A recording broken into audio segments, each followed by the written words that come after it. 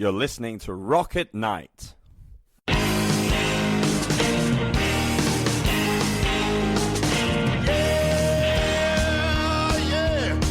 you ready? Hey, tonight I'm gonna take you on a little trip. We're going down south by the mighty Mississippi. I'm gonna take you to a place where lights never dim. Bring your mother, your brother, and your best friend. I'm gonna show you where they dance out in the street. They'll tell you all about your body heat. Not gonna talk about it, just gonna do it. Get on down if you feel up good. Now, get on down. Hi everyone, this is Andrea from Rock at Night magazine, and I have with me the Penny Serfs. Hi guys, how are you? Good, how are you doing? Hey, doing great. This is Mikey, I sing and play guitar, and then this is Kyle, I play drums in the band. And who are we missing? We're missing Stu, our keyboard player, and Aiden, our bass player. Aiden's in Iowa, having Thanksgiving with his family. Stu's somewhere in California doing the same thing. Well, but talking about it being much cooler because it's in California. Right. Thank you so much for taking the time and talking with us, especially during this busy time. It's the day before Thanksgiving. It's 7 o'clock at night, and it's pretty crazy. Our schedules are crazy in the music business, but we're going to try to make it work. Well, you know what they say today is Blackout Wednesday or whatever, the college day. So we're playing along.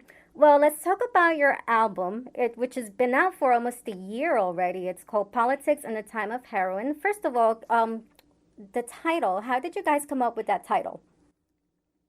I think it was sort of influenced on I think it was Lenny Bruce, like how to talk dirty and influence people, which was a play on words from another book, which I can't remember right now because my brain's crazy from falling out. Like I have short-term memory now. But we were like, politics in the time of heroin. We wanted to be like a title that symbolized what was happening for us, and like in the U.S., it's like opiates just given to everybody, and the political atmosphere is just pretty fucking bonkers, if you ask me.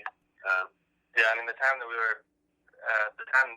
we were putting this record together and finishing it up, it was, just before Trump was elected, and it was kind of like just sort of felt like a chaotic time in this country. I mean, as it always does, really. But having Trump running for presidency just seemed absolutely insane. So we wanted to touch on how pretty cynical, but realistic. The real the age of the Bronze Age, the Stone Age. Whereas what is the age of people of our generations, spanning from mid 30s to college freshmen or something, and we're what is the age? It's the age of just a political circus in the time of everyone being high on opiates. Yes, it was. It's such a crazy time, and I think for us that go through, us music critics, when we heard your album, and first of all, the title just caught our attention, and we were like, "What's this? We have to listen to this." And once we heard the songs and we heard the lyrics, I mean, going by just something as simple as an album title that is so interesting and catchy. Listening to a lot of the songs, the words are just, it's a work of art. Let's just put it that way. And it just caught our attention. And I would like to go into maybe some detail into some of the songs, some of my favorite songs that I like in the album. And I think might be your first single, Lonely Boy. Was that the title first? track? That's the title track. First record. What is Lonely Boy about?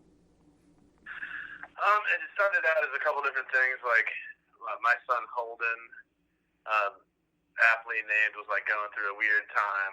He'd always seemed like he's distant, sort of, protester kind of. I mean, for a young kid. So I was feeling all sensitive as a dad.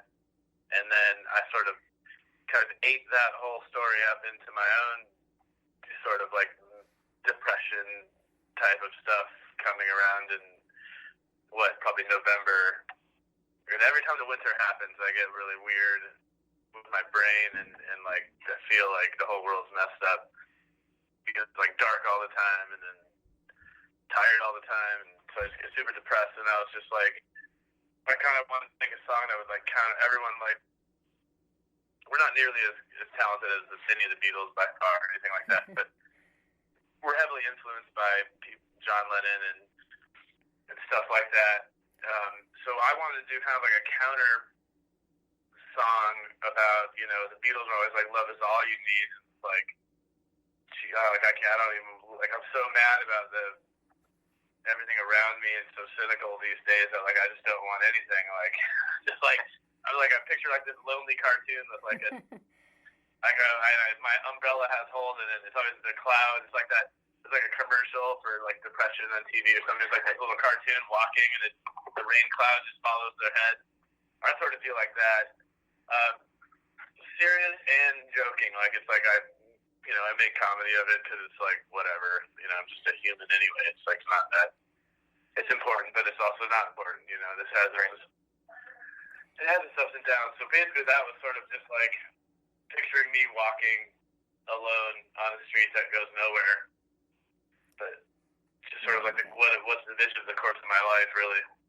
Yeah, and Mike, I mean, Mike writes the lyrics. I mean, it's his thing. And but like for me, this song, what I take from it, and what I feel when I listen to it is, you know, we spend a lot of time away from home and away from our families, and Mike and I are the only ones in our band that actually have we have kids of our own, and so you know, when I just listening to Lonely Boy, to me, I get out of it just, you know, the feeling of missing home and missing, you know, knowing that our family is there without us, and there's just that, you know, that sense of longing for our family members, basically. So I didn't write the lyrics, but that's what I feel a lot from this song. And you guys are on the road a lot because you tour, but with other bands, because you guys are, from what I hear, you guys are music techs, right? For other bands. Yeah, currently we're techs. Like Kyle and I have worked together since 2011 with everyone ranging from Regina Spektor, The National, Sufjan Stevens, The Shins, Harry Shearer, best known as Derek Smalls, Spinal Tap, Bob Weir from the Grateful Dead. We've worked all these gigs together, so we pretty much, Kyle and I have never been apart since 2011. Wow. Comes up with some interesting dynamics, trying to make it in the right song. Wow, which is I'm gonna now force myself up here and having Thanksgiving with him and his family. So no breaks. Which is why your album is so good, technically wise, because you guys absolutely know what you're doing, and every song in this album is so perfect. The way it's just put together is phenomenal. I just can't say it. It's just such a good album.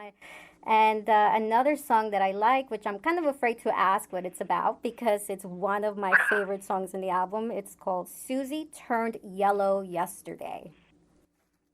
Oh, yeah, well, that is like, so coming from Iowa, this goes into a sort of politics thing, and like, we're like, we've all, even me, you know, we're all sort of narcissistically, we feel like we've evolved a little bit further than probably we really have if we were looking at the way society functions and everything from a looking glass or something. Like, I feel like we're closer to, we haven't evolved as far as we think. We're like, you know, spacemen, like all meta and existential and stuff. But, you know, like in Iowa, it's like,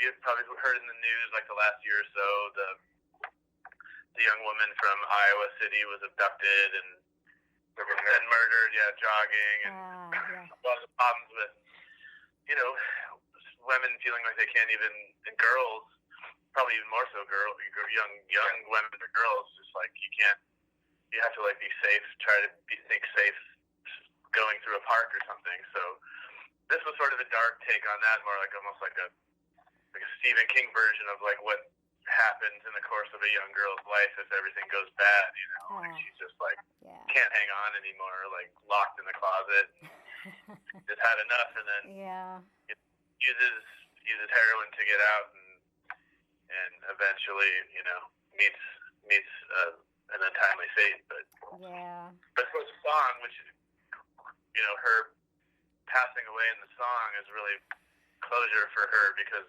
everything was torture for life. So for me, it was just I wanted to touch on how just messed up things still are in the world with human dynamics and things. So I'm kind of afraid to ask what the other songs are about.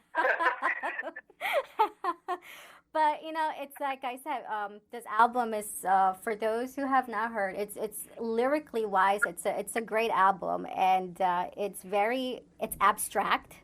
So I don't know whether it's something that's real or not. It's almost like a story, or if it's something it's interesting to know what each song is about, because the titles themselves are just, you know, you kind of want to know more about them. And yeah, I mean, some of those things are plays on real life, definitely from me growing up, and you know, growing up in rural Rock Island County, Illinois, you know, being called faggot all the time, and I'm like, I guess back in the 90s or whatever, I guess it was still not completely ridiculous to say, you know, whatever, like, there's weird things like that, just being raised in a rural setting. Okay. Which is why I moved west as soon as I possibly could legally, so. Does that have anything to do with the song Religious Republican of Rock Island County? It has a little bit. That song is like, sometimes like when I listen to people, this song was written around the election time, and it was just, I was so tired of hearing people like just rationalize certain thoughts and things that, like talking about, you know, immigration and things, basic, you know, inalienable rights of being a citizen or being welcomed into the United States.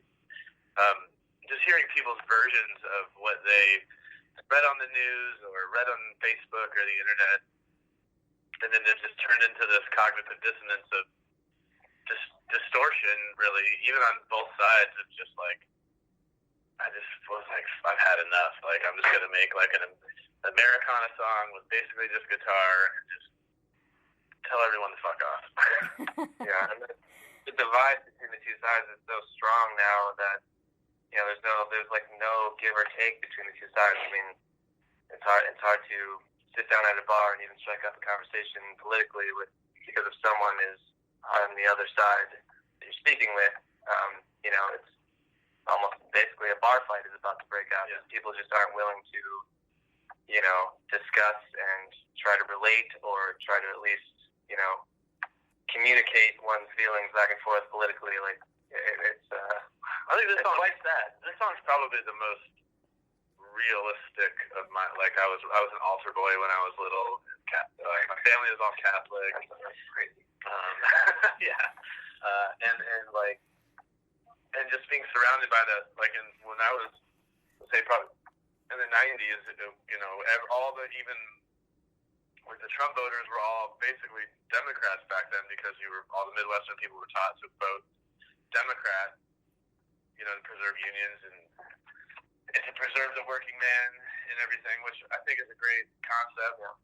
But just whatever they did with advertising and collective conscience with Donald Trump, it flipped all those people. And so I was just like, oh my God, I'm just surrounded by these people that are like, you know, can I still wear my nudie jeans walking through Iowa? And, you know, even if I'm like an ugly dude with a beard, and I have to ask myself that, like, I just feel terrible for like a 16-year-old girl that has to walk down the same street, or an African-American man that has to walk down that street. And it's just a realistic thing that everyone's going to have to approach and try to figure it out. And in the songs, I usually end up by the second verse, especially in this one, I usually end up just blaming myself and get very self-inflicting.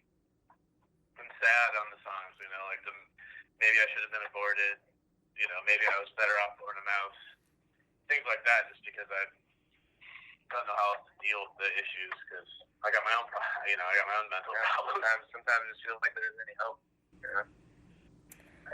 Very nice. One last song I would like to touch base on, and that's Ode to Franklin D. Roosevelt.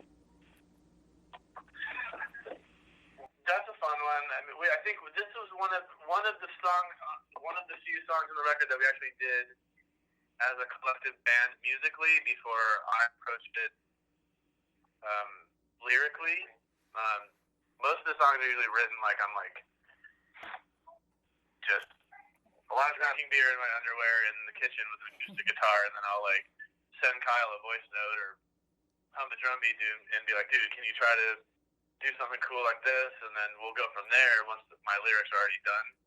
But this one was made we vibed it as a band, and then we were on the political / opiate train anyway, and there's always been a big debate about which presidents are great, which presidents are good.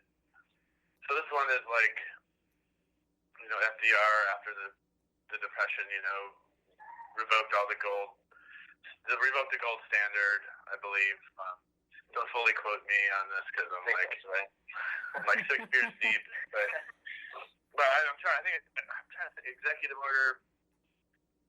I'm gonna just go out 6102 maybe or something, or 1602, something like that.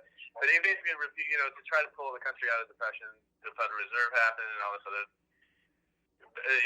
federal banking type situations changed, and he gets a lot of credit for that, for changing the economy in 1934 is when he passed that. And I just have always, and I sat down with Regina Spektor's keyboard player, Brad Whiteley, who actually plays piano on Somebody Else on the record. We would always have these debates about presidents, because he's a very intelligent human and really good to debate with. And he's a liberal, like us, liberal-minded at the least. And he would always explain, the actions of presidents, you don't really see those consequences for the first, sometimes 8 to 16 years. When people are like, Obama messed up the economy. Well, not technically. I mean, 8 years later, the economy is killing it because of policies he set up. And so I think the FDR song is about being careful about giving someone such a notable title of being someone who's a savior, a Jesus Christ sort of figure of pulling all of these people, millions of people out of something, when it's a collective effort between unions, workers, laborers, doctors, bankers, lawyers, artists. Everything has to come together for a country to pull out of something like the Depression and World War I, World War II, and so forth. I mean, so that was sort of our dedication to our country pulling itself together as much as it is together, and just kind of acknowledging that not everything is what it seems. When you see it on a the New York Times reel or any local newspaper, print. It's not always what it is shaped up to be. You did pretty well in history class, eh? I'm sure I got the executive order wrong, but I was a good. I think it's 6. Hey, it's better than me, that's for sure. I do. I just don't pay attention. I always failed because my mind wandered to other places. So, but it's a good message, and it's a. So it's 6102. Did I say that? I think you might have said that. So everyone, I don't know if this is the audio's down or whatever, but make note. If I said 6102, I didn't lose all of my brain power when I fell off that roof. Long term, still in it, man. Great. Well, that was weird before. Well, I think that's. I don't want to keep you guys any longer. And just before we go, is anyone cooking for Thanksgiving this year? Do any of you guys have to go home and cook? The dad just made dessert tonight. I made Oreo puff, and I made puppy chow. Yeah. Dueling in the kitchen. Dual Midwestern desserts there. Chex Mix with sugar and chocolate and peanut butter, and I made whipped cream with crushed Oreos and pudding. Yep. Doesn't get any better than that. And then my fiance is attempting her first turkey tomorrow, and my friend Ali is going to help her. And we're borrowing a neighbor's house across the street because they have dual ovens. So we're really going for it this year. Right. Yeah. And then immediately back to work, we have to go up and work. And we work in Brooklyn for some national tech stuff. We have to repair a bunch of stuff. Very nice. And when are you guys going to go out on tour with the We Penny are Serfs? hoping for, we're scheduling now for, I believe, a second week in March to go out for 3 or 4 weeks, which we have a couple confirmations, just waiting on the whole thing to announce it. I'm probably, not fully committal on it. There's probably some South by Southwest stuff, the typical Texas shows, and we're hoping to play in New York again because we have a lot of friends in New York, and it's always a great time to hang with all the people we work with on our as us being musicians instead of just workers. Like, we get to catch up with everybody, and they get to see me make an ass of myself. They get to pretend like they like us. Yeah, that's cool. That's nice. And we actually just had we're upping our game in the recording and writing sessions. So we just had a couple weeks of that, and more of that to come. So hopefully a couple records or EPs this year. A couple months of touring in and out of the national schedule, and then we'll probably hit it. We'll probably hit it really hard in 2019. That's really the goal for us, is to get as many shows as possible in the States and in Europe. Very nice. Well, thank you guys so much for taking the time to talk with Rock at Night. Again, this is Thank you very much. Appreciate it. the Penny Serfs, and make sure to listen to their album Politics in a Time of Heroin. Guys, thank you so much, and have a great Thanksgiving. Thank you. You too. Happy Thanksgiving. thanks so much. Bye-bye. Bye-bye. You're listening to Rock at Night.